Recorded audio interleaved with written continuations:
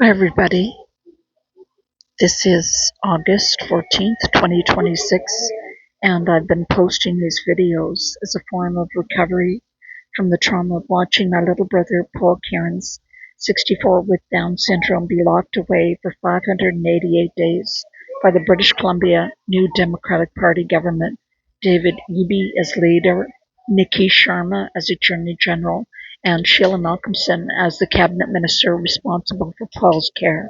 They locked Paul away when I complained to the police after I discovered what I alleged to be a fraudulent and forged power of attorney the government created, appointing my then 82-year-old Catholic nun sister 4,000 kilometers away in Ontario as Paul's guardian so that they could give him the COVID-19 shot. So I complained to the police in August of 2022, and I got a letter from the nun's lawyer on September 12th of 2022 saying that my visits with my brother were terminated. And then I got a letter from the group home where he was residing from their lawyer saying I would never see him again. So they locked Paul away for 588 days, and then they said he had a stroke. After he had a stroke, I was allowed to visit him for 10 minutes a day at Burnaby Hospital.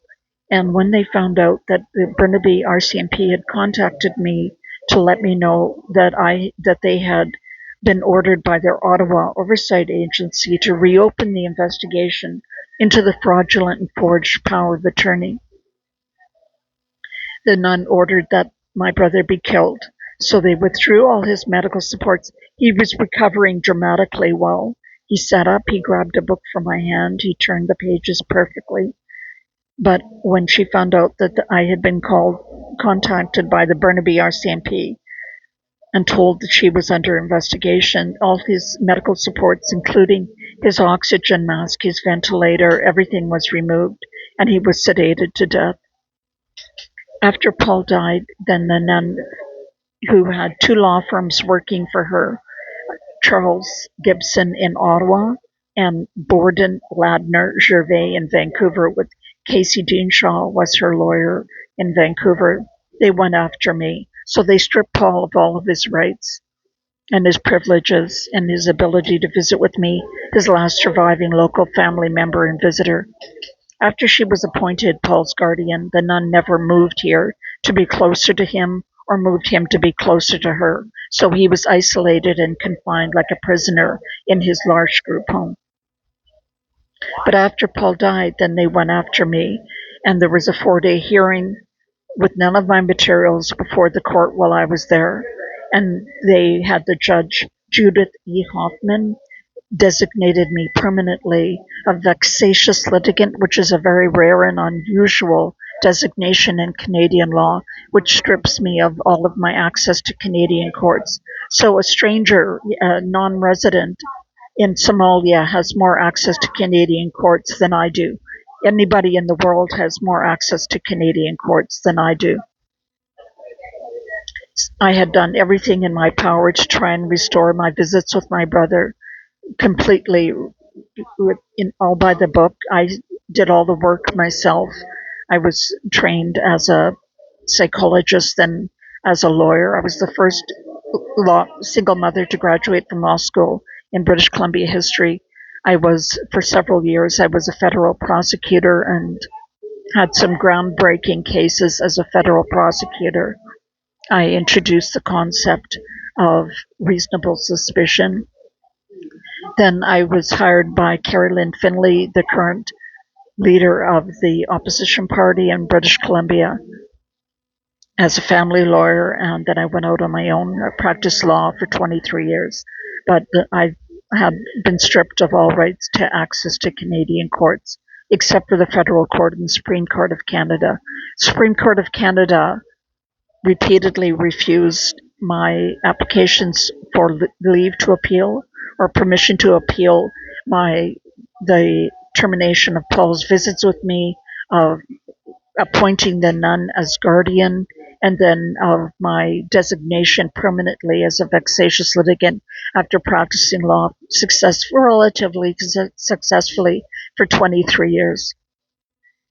So while all of this was going on, I noticed, to my shock and surprise, that the law of murder had changed in Canada in 2015, in February of 2015. The Supreme Court of Canada made a decision regarding a woman who was dead. So it was a moot case. This woman was Kay Carter, and a group called Death with Dignity. It's a euthanasia promotion. It's a death cult promoting the killing of people. Had put forward this dead woman to the Supreme Court of Canada and said that it wasn't fair that she had non-terminal illness. She had spinal stenosis, and she had gone to Switzerland and been killed by a doctor there. But they said that it wasn't fair that she had to go to Switzerland to be killed, and so they brought this case forward called Canada and Kay Carter. Now, what I discovered, this is a real murder mystery, because as a result of that case in February of 2015, Canada has now executed extrajudicially by lethal injection as medical care 103,000 innocent, vulnerable, almost 100% white Canadian citizens, Canadian-born citizens. So doctors are routinely offering, even before interviewing patients, they're routinely offering to people like me, white Canadian-born citizens with multiple medical problems, they're offering to kill them. You can imagine how shocking that would be. You go for health care and the doctor offers to kill you. And the way that it works now is that any doctor or any nurse in Canada, all it takes is a signature of any two medical professionals on a piece of paper and that of the patient, and they can be killed. And today, and what I learned today is shocking. Every day it's a fresh horror. As Shakespeare said, today I learned that I thought it was 45 people a day, 45 Canadians a day were killed as medical care. And what I found from ChatGPT is that it's actually 48.5, with the highest death rate being by medical doctor being in Quebec, where it's 7.5 out of every 100 deaths is caused by a doctor administering a lethal injection. There's no sworn affidavits, there's no judicial oversight at all. None of the protections that are given to a prisoner before capital punishment, which, by the way, was abolished in Canada in 1976 for civilians and in 1998 for military staff. None of the protections of execution by the state are offered these vulnerable, usually elderly or disabled Canadians. But what I found today, and this is really for lawyers, I don't know if you can understand it if you're not a lawyer, but it's a shocking new fact that I found out is, as I said, 48 people were killed today by Canada. But what I discovered, after practicing as a very high level of law as a federal prosecutor, I discovered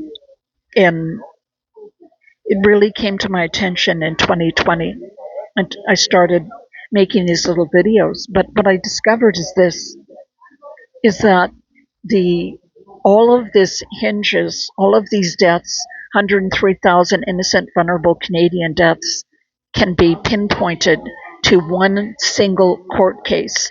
This case, Canada versus Kay Carter, about this dead woman who had spinal stenosis. And the Supreme Court of Canada, which is composed of 9 unelected civil servants who are appointed by the government, they're lawyers, and they have to be bilingual. That's really the only requirement, is they must be lawyers and they must be bilingual. And what I discovered is that these people in February 2015 changed the law of euthanasia. So there was a comprehensive review of euthanasia law with regards to a live person with multiple sclerosis named Sue Rodriguez back in 1993 when I first started practicing as a federal prosecutor. And the Supreme Court of Canada reviewed the case carefully and said no, it was not in the public interest, and the murder provisions, they upheld the murder provisions and rejected a constitutional argument that you have a right to be killed by a doctor. They rejected that in 1993, and on the basis of 5-4, 5 saying that you have no constitutional right to be killed by a doctor, and 4 saying you were. Now, one of the 4 people, and the only woman that said that you have a right, and this was, all of these decisions were recorded and the opinions of the judges were recorded, but at the heart of this decision, which has resulted in 103,000 executions of Canadian citizens, is this woman, this judge, Beverly McLaughlin, who was from British Columbia. She grew up on a farm in British Columbia. She was on the BC Court of Appeal. She was widowed, and I believe she was a single mother, but she advanced very quickly through the Canadian judicial system, right up to the Supreme Court of Canada. She was a Supreme Court of Canada judge back in 1993 when I first started my legal career. But she was a proponent, and she dissented and said that doctors should be able to kill citizens. There is a constitutional right to be killed by a doctor in Canada. That's what Beverly McLaughlin held back in 1993. So, but she didn't win. And the law was, when I started practicing law, the law was, you do not have a constitutional right to be killed by a doctor in Canada. Fast forward to February 2015, and the same issue comes before the Supreme Court of Canada.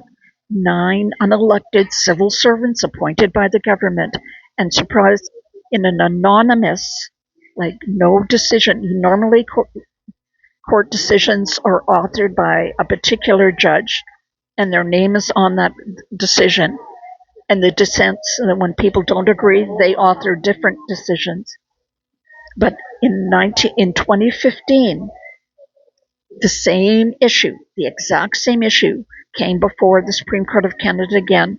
Now, they're allowed, apparently, although it doesn't make any sense to me, they're allowed to review their earlier decisions. And surprise, surprise, February of 2015, anonymously and unanimously, all 9 judges of the Supreme Court of Canada find this bizarre, ridiculous, nonsensical right to be killed by a doctor in Canada on the basis of you have the right to life, liberty, and security of the person, Section 7 of the Canadian Charter of Rights and Freedoms.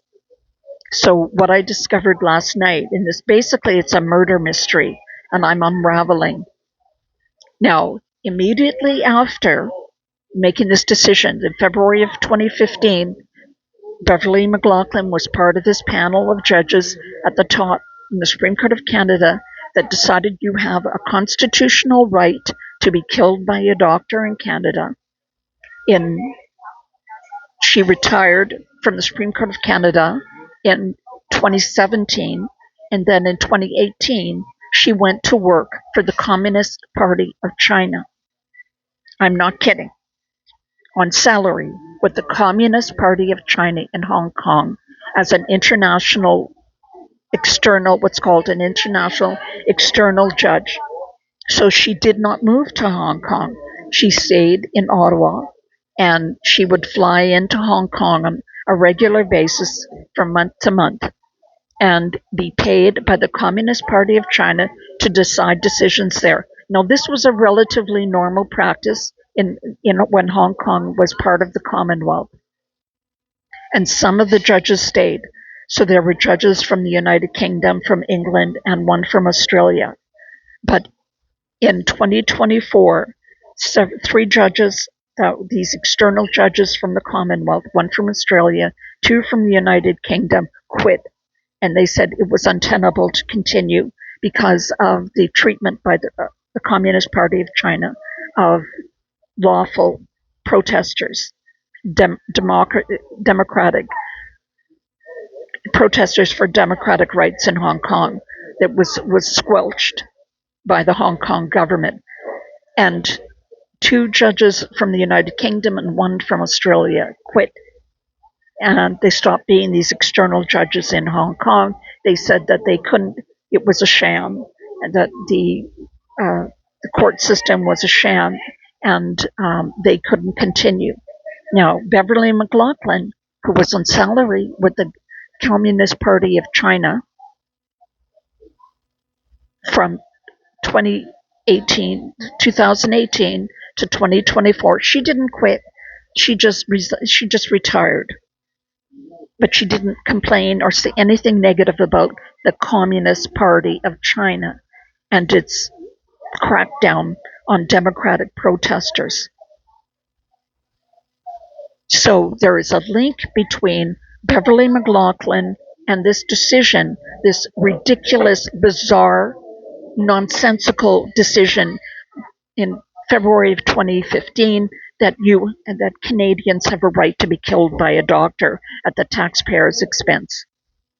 And the Parliament of Canada, under Justin Trudeau, has built up this huge bureaucracy for killing Canadians. They call it medical assistance in dying, although the word medical is from the Greek verb to heal. And never in the history of the world has it ever been considered that killing people was a medical procedure or medical care. But the main thing I wanted to point out in this video, particularly for lawyers, is the chronology of events. We're back in 1993, when Beverly McLaughlin was a dissenter on the Supreme Court of Canada, when the Supreme Court of Canada made a final decision that euthanasia was not in the public interest and you had no constitutional right, even though the Charter had been in place for more than 10 years. The Supreme Court of Canada made a finding, 5-4, that you have no constitutional right to be killed by a doctor in Canada. And fast forward, and so when she gets into a position of power, when she's the Chief Justice, Beverly McLaughlin was the Chief Justice of the Supreme Court of Canada in February of 2015, and what happens? She overturns the decision that she didn't like, that she had dissented from. And she says the most bizarre proposition that has no historical precedent anywhere in the world, that you have a constitutional right to be killed in Canada as part of your Section 7 right to life, liberty, and security of the person. So what I'm planning on doing, and I hope you can help, is in the same way that the Dobbs decision overturned Roe v. Wade in the United States, the Dobbs decision found that you have no right, there's no constitutional right historically to an abortion, which Roe v. Wade said you did have a constitutional right to an abortion. The Dobbs decision in the United States at the Supreme Court level said there's no such thing as a constitutional right to abortion, and left it up to each state to decide, the legislatures of each state to decide abortion rights.